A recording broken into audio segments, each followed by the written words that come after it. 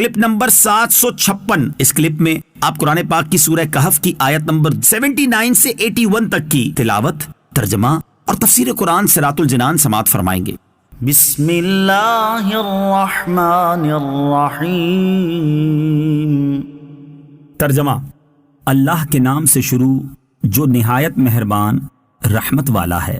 اما السفینۃ فکانت لمساکین یعملون فی البحر فأردت ان اعیبها وکان وراءہم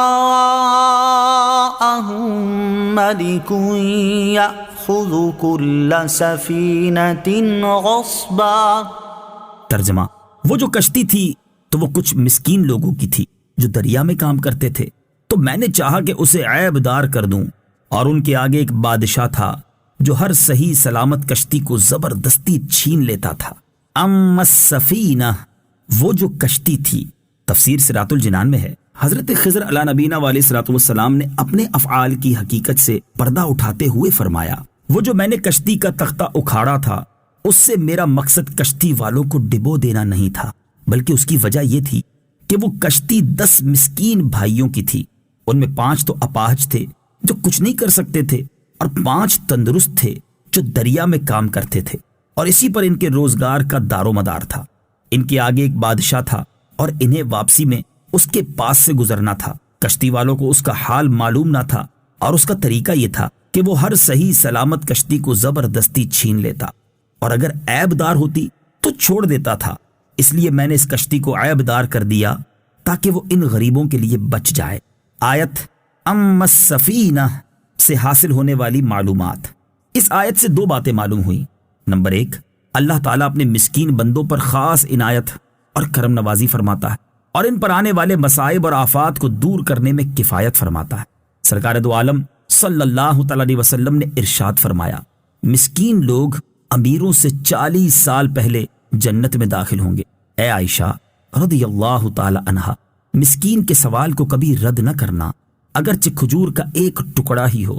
اور اے عائشہ رضی اللہ تعالی عنہا، مسکینوں سے محبت رکھنا اور انہیں اپنے قریب کرنا، کہ ایسا کرنے سے اللہ تعالی قیامت کے دن تجھے اپنا قرب نصیب فرمائے گا۔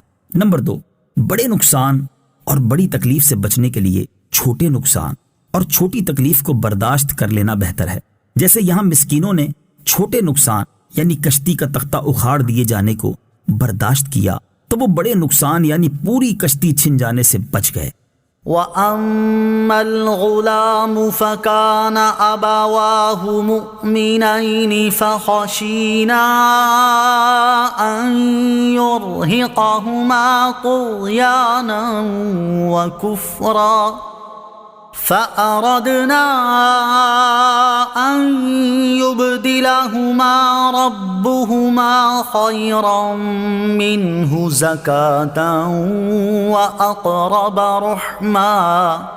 ترجمہ: اور وہ جو لڑکا تھا تو اس کے ماں باپ مسلمان تھے، تو ہمیں ڈر ہوا کہ وہ لڑکا انہیں بھی سرکشی اور کفر میں ڈال دے گا، تو ہم نے چاہا کہ ان کا رب انہیں پاکیزگی میں پہلے سے بہتر اور حسن سلوک اور رحمت و شفقت میں زیادہ مہربان عطا کر دے۔ وَأَمَّا الْغُلَامُ، اور وہ جو لڑکا تھا، تفسیر صراط الجنان میں ہے۔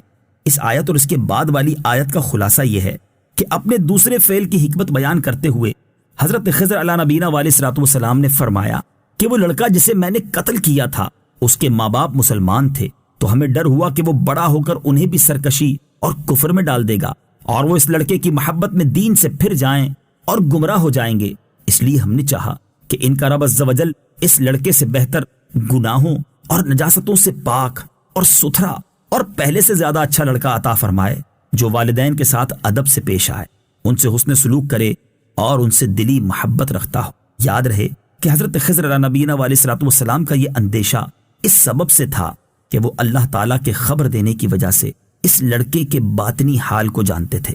مسلم شریف میں حضرت ابی بن کعب رضی اللہ تعالی عنہ سے روایت ہے، نبی اکرم صلی اللہ تعالی علیہ وسلم نے ارشاد فرمایا، جس لڑکے کو حضرت خضر علیہ نبینا علیہ الصلوۃ والسلام نے قتل کر دیا تھا وہ کافر ہی پیدا ہوا تھا، اگر وہ زندہ رہتا تو اپنے ماں باپ کو کفر اور سرکشی میں مبتلا کر دیتا۔ باطن کا حال جان کر کسی کو قتل کرنا جائز ہے یا نہیں، یہ بھی یاد رہے کہ ہمارے زمانے میں اگر کوئی ولی کسی کے ایسے باطنی حال پر مطلع ہو جائے کہ یہ آگے جا کر کفر اختیار کر لے گا اور دوسروں کو کافر بھی بنا دے گا اور اس کی موت بھی حالت کفر میں ہوگی، تو وہ ولی اس بنا پر اسے قتل نہیں کر سکتا، جیسا کہ امام سبکی رحمت اللہ تعالی علیہ فرماتے ہیں کہ باطن کا حال جان کر بچے کو قتل کر دینا حضرت خضر علیہ نبینا علیہ الصلوۃ والسلام کے ساتھ خاص ہے، انہیں اس کی اجازت تھی۔ اب اگر کوئی ولی کسی بچے کے ایسے حال پر مطلع ہو تو اس کے لیے قتل کرنا جائز نہیں ہے۔ خیرم منہ زکاہ، پاکیزگی میں پہلے سے بہتر۔ تفسیر صراط الجنان میں ہے، مفسرین کا ایک قول یہ ہے کہ اللہ تعالیٰ نے انہیں اس کے بدلے ایک مسلمان لڑکا عطا کیا، اور ایک قول یہ ہے کہ اللہ تعالیٰ نے انہیں ایک بیٹی عطا کی جو ایک نبی علیہ الصلوۃ والسلام کے نکاح میں آئیں، اور اس سے نبی علیہ الصلوۃ والسلام پیدا ہوئے جن کے ہاتھ پر اللہ تعالیٰ نے ایک امت کو ہدایت